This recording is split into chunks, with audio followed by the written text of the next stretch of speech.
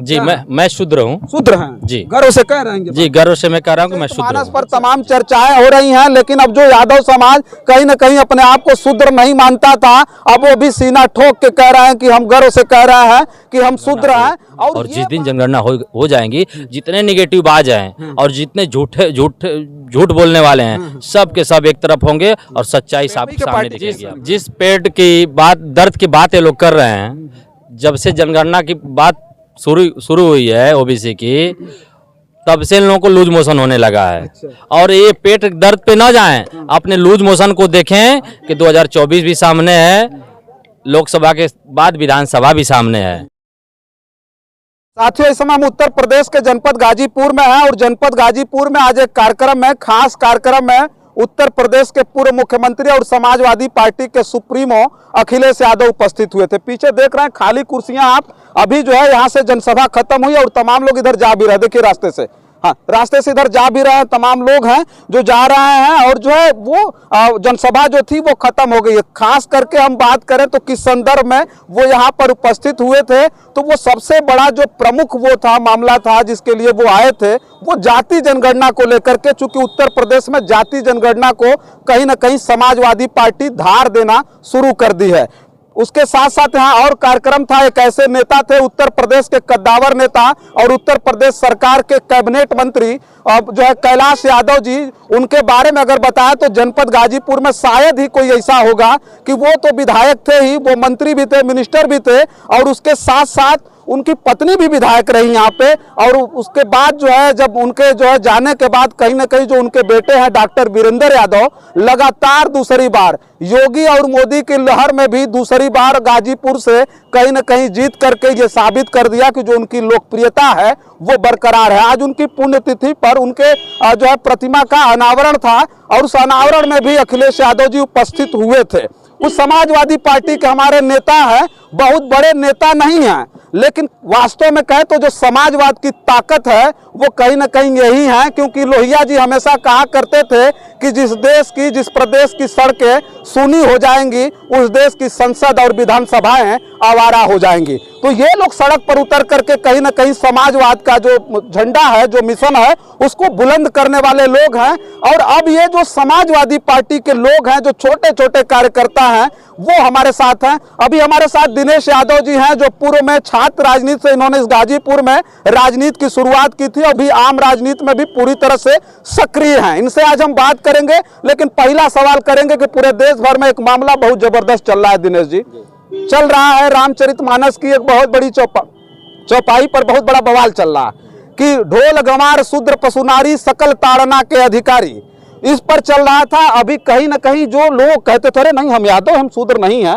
वो अब बड़े बड़े बैनर लग रहे हैं, इसलिए मैं चर्चा कर रहा हूं। चूंकि सार्वजनिक जगह पर वो चर्चा नहीं हो पाती, लेकिन अब ये जान लीजिए कि देश भर में राष्ट्रीय पटल की बात करें तो अब उस पर चर्चाएं शुरू हो गई हैं और बड़े बड़े लखनऊ में बैनर लगने शुरू हो गए हैं कि गर्व से कहो हम शूद्र हैं। तो हम ये जानना चाहेंगे दिनेश यादव जी, आप शूद्र हैं, ब्राह्मण हैं, क्षत्रिय हैं, वैसे यहीं से हम शुरुआत करेंगे। जी मैं शूद्र हूँ। शूद्र हैं जी, गर्व से कह रहे हैं जी गर्व से मैं कह रहा हूँ कि मैं शूद्र हूँ। अच्छा जी, अच्छा अब चलिए अब आगे करते हैं चर्चा इस बात की कि जाति जनगणना के बारे में अखिलेश यादव जी ने बड़ा फोकस किया और इस समय जो समाजवादी पार्टी है वो धार दे रही जाति जनगणना को लेकर के। क्या वो नौजवान, क्या वो बुजुर्ग महिलाएं हैं, जो बुजुर्ग हैं, वो ठीक ठाक से समझ पाएंगे कि जाति जनगणना से उनका क्या लाभ है, क्या नुकसान है? देखिए इसको जो है मतलब समझा पाने में आप लोग सफल हो पाएंगे? देखिए, समाजवादी सोच रखने वाले और समाजवादी पार्टी के जितने भी नेता हैं और माननीय राष्ट्रीय अध्यक्ष जी ने जब उत्तर प्रदेश सरकार में थे तभी से वो चाह रहे थे कि जाति जनगणना उत्तर प्रदेश में हो।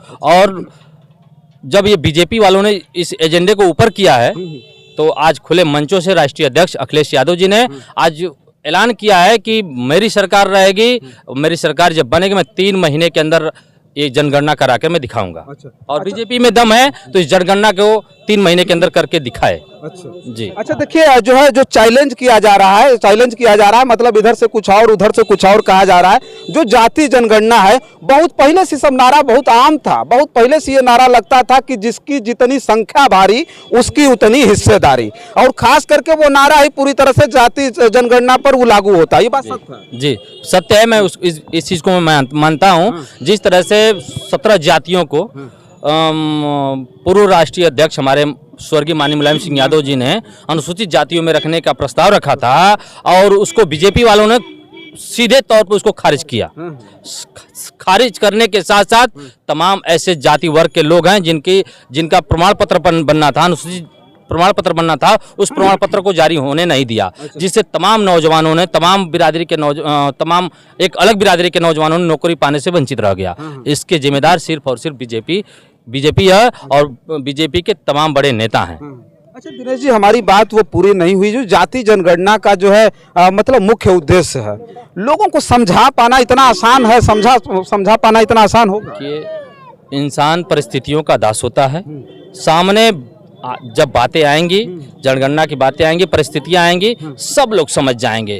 सब समझदार हैं, सबके घर में सोशल मीडिया है और सोशल मीडिया के माध्यम से सब लोग इस बात को जानने के लिए उत्सुक हैं और जानेंगे भी। अच्छा, ये हमारे समझ में आ गया कि आपके समझ से अखिलेश यादव जी ने बहुत ठीक मौके पर चौका मारा है। बिल्कुल लोगों को समझ में आ गया है कि नहीं, जाति जनगणना होनी चाहिए। जो आरक्षण है, जो संविधान है, किसी तरह से उसको सुरक्षित रखना। जी बिल्कुल रखना है। और देखिए, जिस तरह से आज अखिलेश यादव जी ने नौजवानों की बात की है, किसानों की बात की है, बुनकरों की बात की है, यह संदेश उत्तर प्रदेश में जाएगा और इस कहीं न कहीं इस जातीय जनगणना को मजबूती देगा।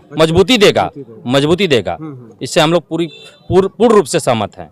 चलिए, अखिलेश यादव जी आए और अखिलेश यादव जी आकर के अपने पार्टी के तमाम कार्यकर्ताओं और नेताओं में जोश भर दिए।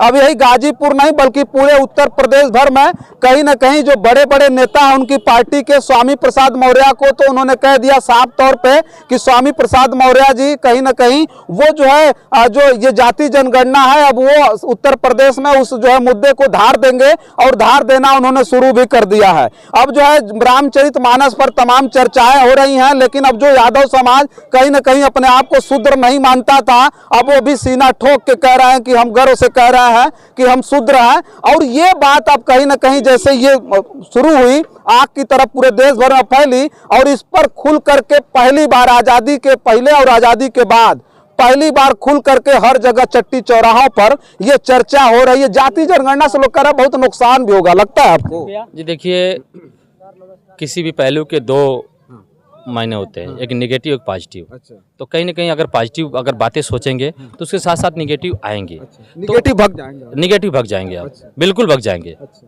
जनगणना को हम लोग चाहते हैं कि जनगणना हो और जिस दिन जनगणना हो जाएंगी, जितने नेगेटिव बाज हैं और जितने झूठ बोलने वाले हैं सब के सब एक तरफ होंगे और सच्चाई सामने दिखेगी आपको।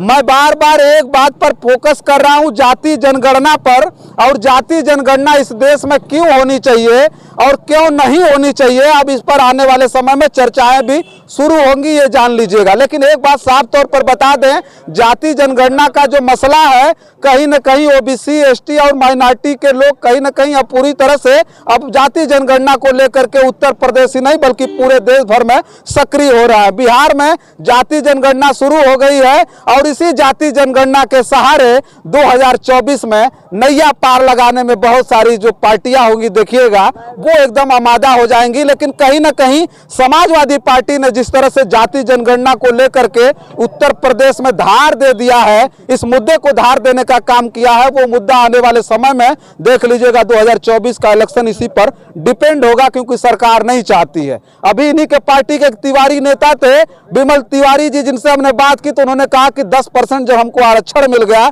तब इनके पेट में दर्द शुरू हो गया। इससे पहले 3 बार वो मुख्यमंत्री थे, इससे पहले ये क्यों नहीं किए, ये क्यों नहीं वो जो है जाति जनगणना कराए। दिनेश जी, ऐसी बात हो रही थी जी, वो कह रहे थे कि 3 बार जब इससे पहले थे मुख्यमंत्री, 3 बार सरकार बनी थी ना आपकी, लेकिन इससे पहले काहे नहीं जाति जनगणना हुई? जिस पेट की बात, दर्द की बात ये लोग कर रहे हैं, जब से जनगणना की बात शुरू हुई है ओबीसी की, तब से इन लोगों को लूज मोशन होने लगा है।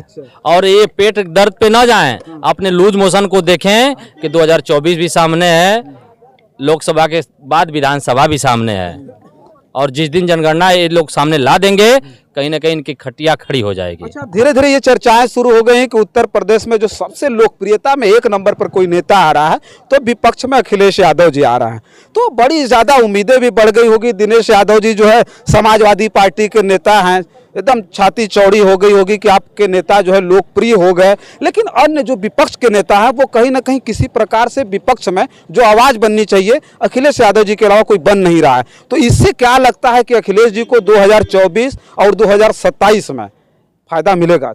देखिए, मैं बता दूं कि जिस तरह से आप सरकार की बात बोले हैं आप कि सरकार बनेगी तो कहीं ना कहीं नौजवानों की छाती चौड़ी होगी।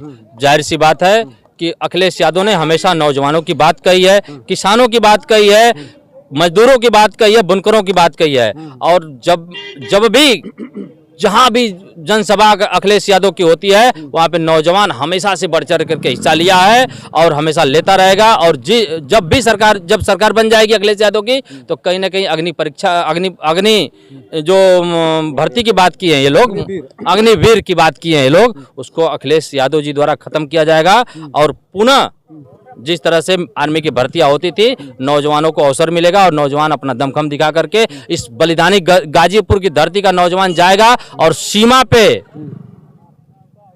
पे लड़ाई लड़ेगा और अपने जनपद गाजीपुर सहित उत्तर प्रदेश का नाम रोशन करने का काम करेगा।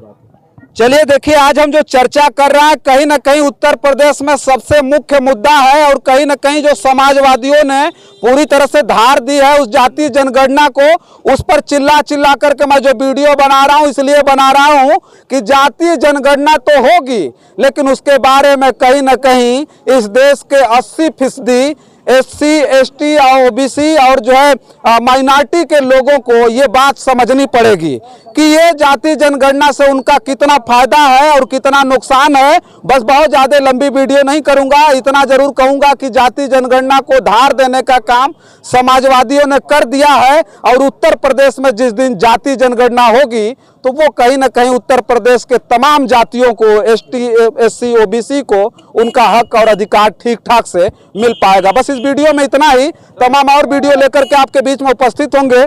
तब तक के लिए देखते रहिए जन आदर्श भारत। मैं हूं रजनीश, कैमरे के पीछे है मोहम्मद आदिल। बहुत बहुत धन्यवाद।